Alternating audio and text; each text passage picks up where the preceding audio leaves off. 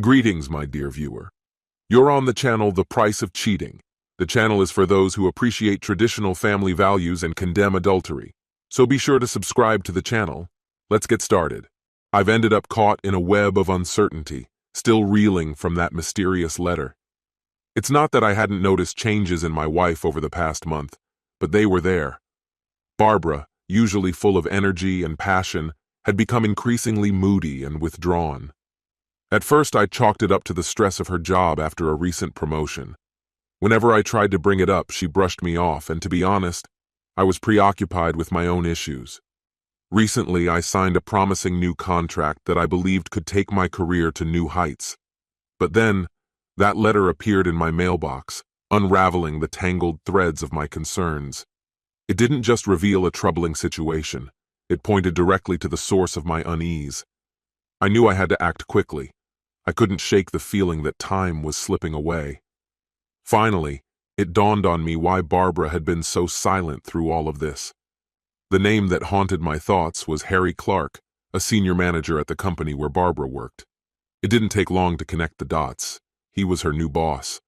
A striking figure, 6 feet tall, he towered over my petite wife, and over me for that matter. Not that I was a giant myself, but I wasn't the type to back down easily. The letter served as a stern warning against confronting Barbara directly with the disturbing evidence I had received. A line had been crossed, and I needed to tread carefully. Barbara had an upcoming formal event, and I had already told her I couldn't take time off to join her. But that was then, and now, I had made up my mind. I would go to that event. I would keep my eyes wide open, determined to find out if there was any truth to the unsettling connection between my wife and Clark. If things went wrong, it could lead to serious consequences. Yes, that's exactly what I was hinting at. But who had sent that mysterious letter? Suddenly, I made a bold declaration. Tomorrow, I'm going to the corporate event. Barbara responded too quickly. You don't have to, Adam. You've got more important things to deal with right now. There's nothing more important to me than my wife, I countered, my tone firm. Adam, it's not exactly a dance, she said, her voice tinged with unease. You'll probably be bored to tears. Are spouses allowed? I asked, already anticipating her answer. You know they are, she reluctantly agreed, and many of them will be there. I suppose so, she admitted, her hesitation clear. Honestly, it's not really your crowd. Are you uncomfortable with me being there, Barbara? I asked, a knot forming in my stomach. Of course not, Adam. Her eyes glistened with unshed tears, and it pierced my heart. Well, then I'm going, I declared, making up my mind. End of discussion. I might not have had the prestigious education or high-level training that many of the men at that gathering could boast of, but I had done my best. My hair was neatly combed, and I wore a well-fitted suit. In fact, I had several, each one sharper than the last. Of course, I would never wear it to work. My job involves getting my hands dirty, and formal clothes aren't exactly suited for that. Work had worn me out, so I decided to take a couple of days off to recharge. My boss wasn't thrilled with my decision, but after I laid out my reasons, he eventually agreed. Though not without a fight, he urged me to reconsider and issued a few stern warnings, as if I were the type to dive headfirst into trouble. In the end, Barbara and I got ready for the evening, and I felt sharper than usual, while Barbara looked absolutely stunning. She stood barely 5 feet tall, but she had charisma and charm in abundance. We had met at the gym years ago, and it was clear she had maintained her fitness over the years.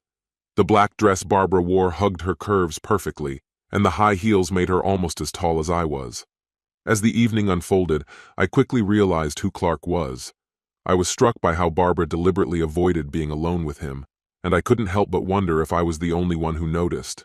Perhaps I was, but if not for that letter, I likely wouldn't have picked up on the tension. I tried to stay in the background, letting her mingle and introduce herself, engaging in the usual small talk that seemed to be the norm that evening. Just when I started to think I was wasting my time, fate threw me a curveball. Suddenly, they were alone together on the bustling dance floor. He had that unmistakable look of a cat that had just caught the canary, with smug satisfaction written all over his face. Meanwhile, Barbara seemed caught in a web of awkwardness, her eyes darting around as if searching for me, her silent observer. And I watched, though I wasn't thrilled with the scene unfolding before me. The way his hands moved closer to her made my stomach churn.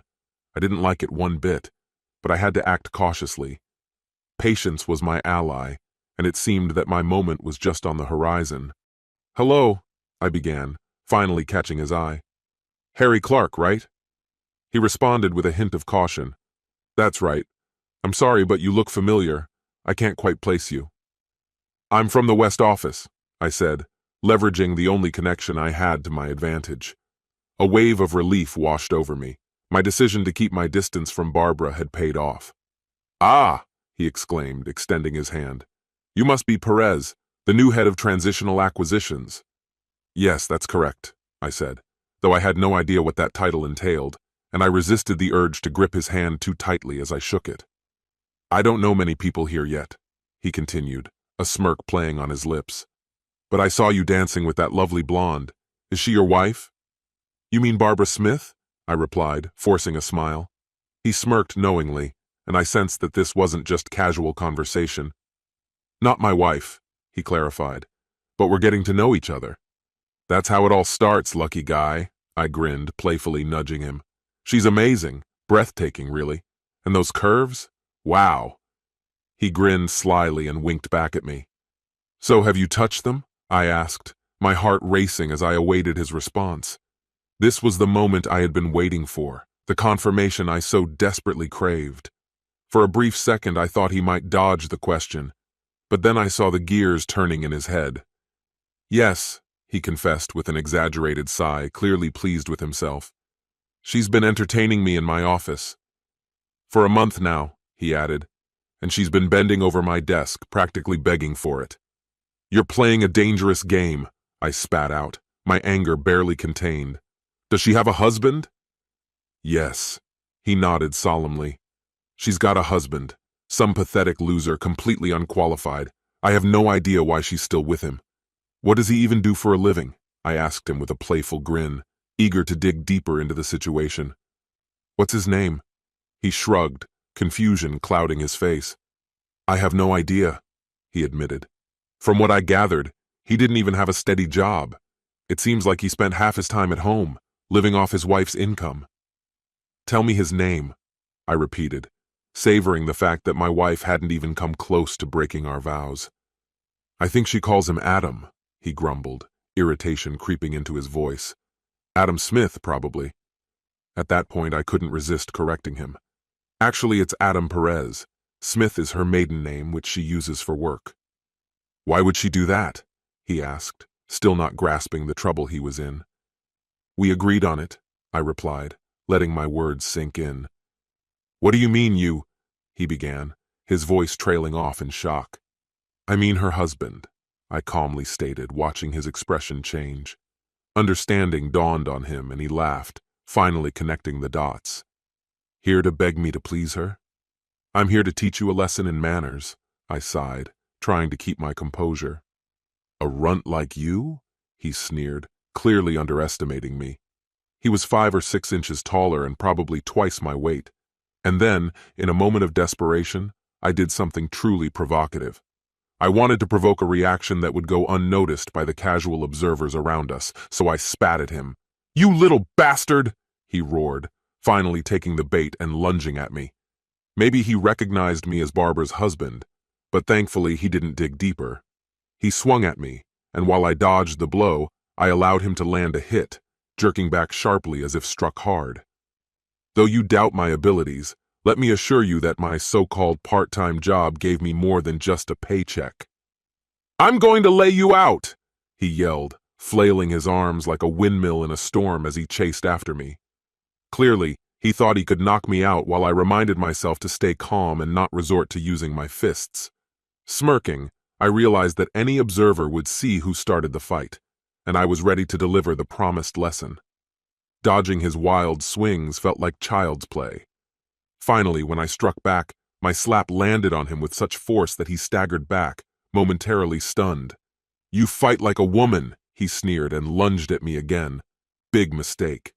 6 swift slaps later, he was sprawled on the ground, and I stood over him, adrenaline coursing through my veins, a sense of satisfaction settling in my soul.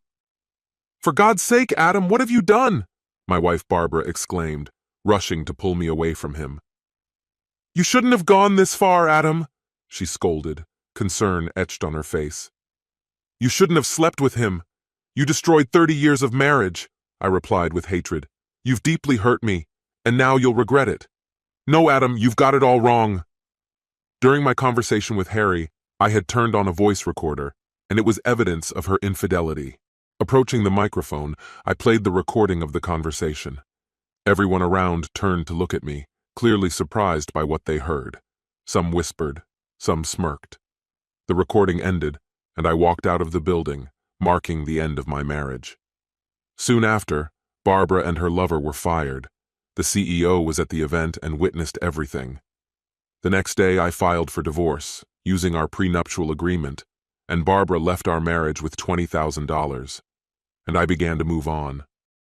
This concludes the story. If you like it, then put your powerful like and subscribe to the channel.